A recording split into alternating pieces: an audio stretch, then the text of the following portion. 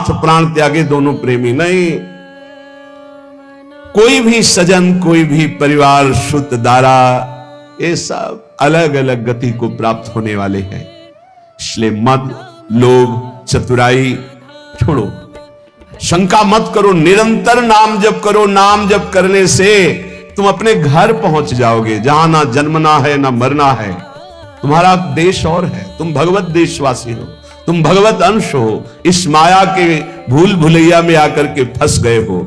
ऐसा ये संसार रहट की जैसे घड़ियां, एक रीति फिर जाए तब आगे बढ़। ऐसे मेहनत से तब अन्न पैदा होता था।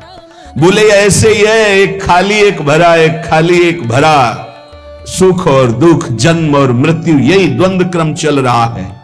उपजी उपजी बिन सन करे, फिर जमे गिरा। यही तमाशा देख के मेरा मनुआ भया उदास। बार बार जन्म, बार बार मरण, बार बार मिलना, बार बार बिछड़ना, ये कब तक चलता रहेगा?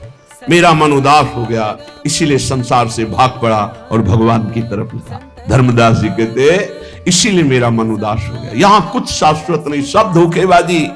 कलप कलप के भय है सब गुड़ की माखी, चाखन लागी बैठ लपट गई दोनों पाखी।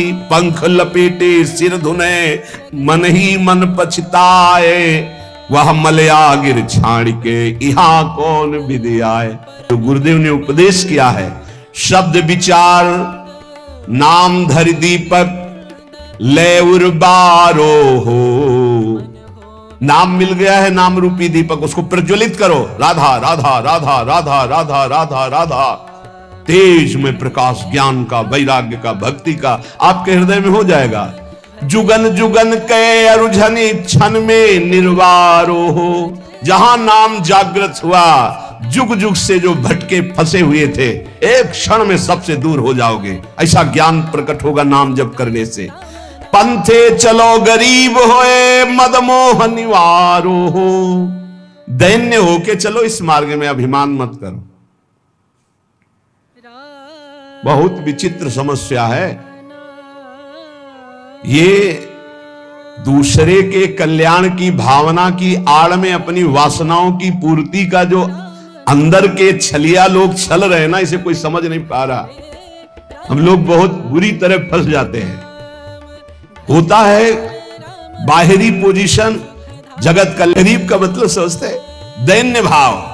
गरीब का मतलब दरिद्रता नहीं, दैन्य। यही दीन प्यारे वेद पुकारे द्रव श्री भगवान। भगवान को दीन बहुत प्रिय। अहंकार रहित जीवन दैन्य जीवन होता है। साहब नयन निकट बसे सतदरस निहारो हो। अगर दैन्य रहोगे तो साहब निकट हैं, अहंकार करोगे तो बहुत दूर नगरी दौड़ते रहो, मिलने वाले नहीं। आपे जगत जिताई के मन सब से हारो। अपने को सबसे न्यारा करके हार जाओ। मैं हार गया प्रभु। हारे को हरिनाम, अपबल तपबल और बाहुबल, चौथो बल है दाम। शूर किशोर कृपाते सब बल, हारे को हरिनाम। आपे जगत जिताई के मन सबसे हारो हो। जवन विधि मनुआ मरे सोई भांति संहारो हो। जिस तरह तुम्हारा मन निर्विषयी हो जाए, भगवदाकार हो जाए, वही उपाय करो। बास करो सतलोक में दुख नगर उजारो हो। धर्मदास निज नाम होगा तो केवल इतना भगवान ने आदेश किया था युधिष्ठिर को। जीवन में कभी असत्य नहीं बोले थे। कहा था कहो अश्वत्थामा हतो, मारा गया अश्वत्थामा। द्रोणाचार्य जी चिंतित हो जाएंगे, इतने में काम हो जाएगा। उनको झूठ कैसे बोलूं? मारा गया था हाथी। भगवान ने आदेश किया था इतना केवल बोलो अश्वत्थामा मारा गया, तो सत्य था। फिर प्रश्न होता कौन अश्वत्थामा मारा गया, तब अगर आप कहते मनुष्य मारा गया तो झूठ होता, क्योंकि हाथी मारा गया था। तो आपने अपनी तरफ से लगा दिया नरो वा कुंजरो, संशय है तो झूठ बोल दिया। तुम जानते हो हाथी मारा गया था, नरो या कुंजरो क्यों बोल दिया? एक गुरु और भगवान के एक शब्द के आगे अपनी बुद्धि नहीं लगानी। इतने के लिए नरक दिखाया गया था युधिष्ठिर जी को, इतने के लिए। अगर भजन से भगवान की प्राप्ति नहीं तो अपने लोगों को क्या होगा? है छुट्टी ही नहीं मिलेगी, बेले नहीं मिलेगी, बले रहो उसी में बले रहो। बड़ी कृपा है अभी जो सत्संग मिल रहा है, नाम जप कर लो, नाम जप से ही मिटा सकते हो, पुण्यों से नहीं। पुण्यों का प्रभाव है। देखिए जब नरेश का शरीर शांत हो गया तो पुण्यात्मा के लिए बड़ा शुभ रूप धारण करके स्वयं धर्मराज जी आते हैं, पर कुछ न कुछ दुष्कर्म तो हो ही जाते हैं, चाहे कोई इतना बड़ा पुण्यात्मा। धर्म चीन की वो वैसे ही चलना, क्योंकि बहुत पुण्यात्मा इसके बाद ये दिव्य लोकों को जाएंगे और स्वर्ग सुख भोगेंगे, प्रमाद ना होने पावे। समस्त सेवकों से कहा, प्रणाम किया धर्मराज को। दूतों ने बड़ा सुंदर रूप धारण कर, सुगंधित वायु, शीतल मंद वायु चल रही, साथ चल रहे। जेव ही वो नरक में प्रवेश किए, चारों ओर भयंकर क्रंदन मचा हुआ, लाखों चिल्ला रहे थे जीव। कोई उबाला जा रहा है, कोई काटा जा रहा है। मरना तो वहां है नहीं, मूर्छा वहां हो नहीं सकती, चेतना में सारे कष्ट होते हैं। उनको भारी कष्ट हुआ, खड़े हो गए। पुण्यात्मा दयावान तो थे ही, कहा ये सब क्या है, ये क्रंदन कैसे हो रहा है?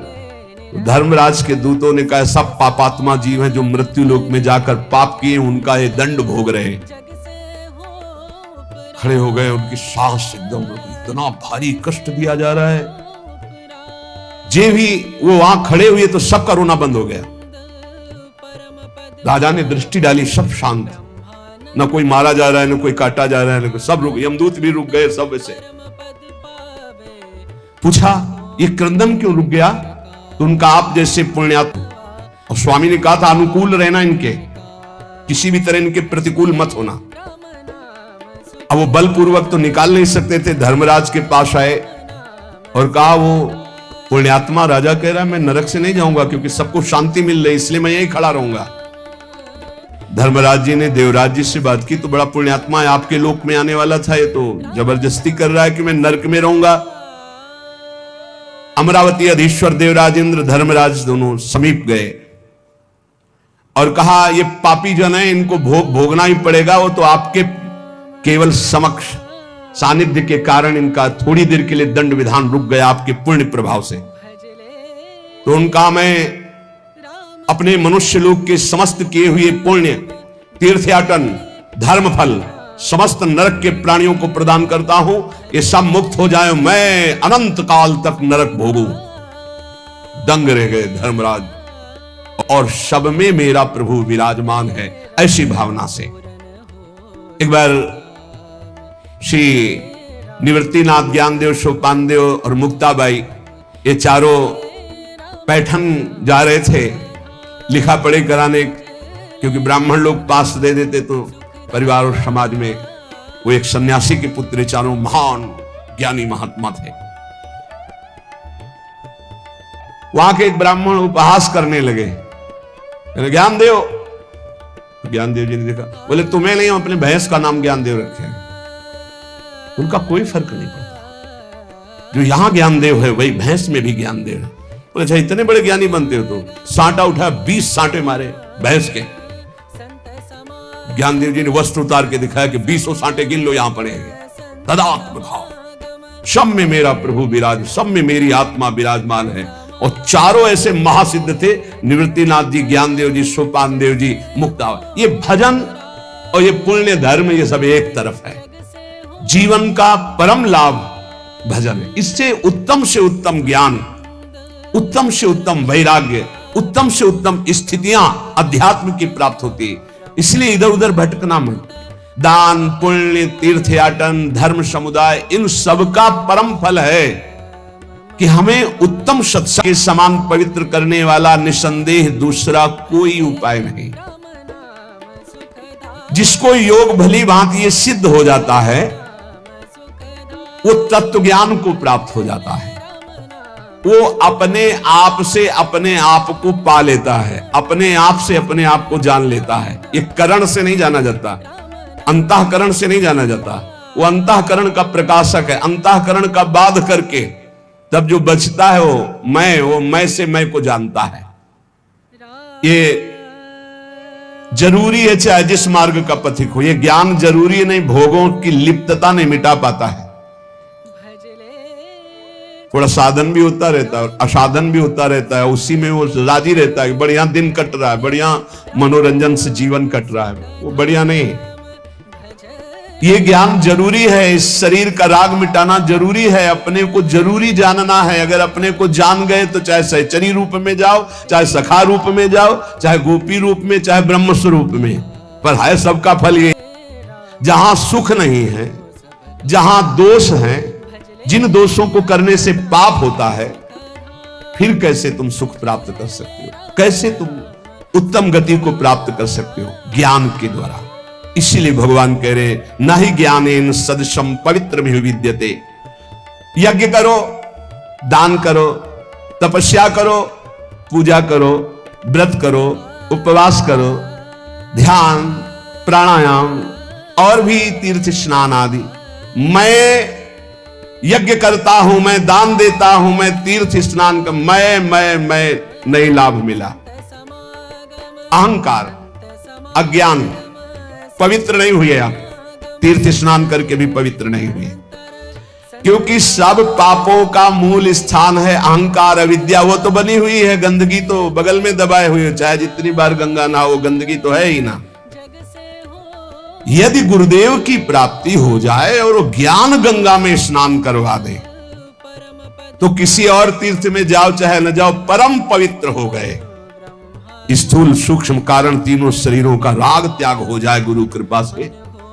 पवित्राणाम पवित्रम स्वरूप है हमारा ये, पवित्राणाम पवित्रम। योग संसिद्धा, सांगो पांग गुरु प्रदत्त आराधना करने से तत्व ज्ञान हो जाता है, वही सिद्ध कहा जाता है। भजन करो, बुद्धि को स्थिर करो, फिर देखो कौन प्रश्न कर। सनातन धर्म खिलवाड़ मचाए हुए है, सनातन धर्म को खिलौना समझे। अरे ऐसे महान धर्म में हम चाहते हो हमारा बेटा बने तो ब्रह्म बेटा बन जाता है, चाहते मित्र बने वो मित्र बनने के लिए तैयार है।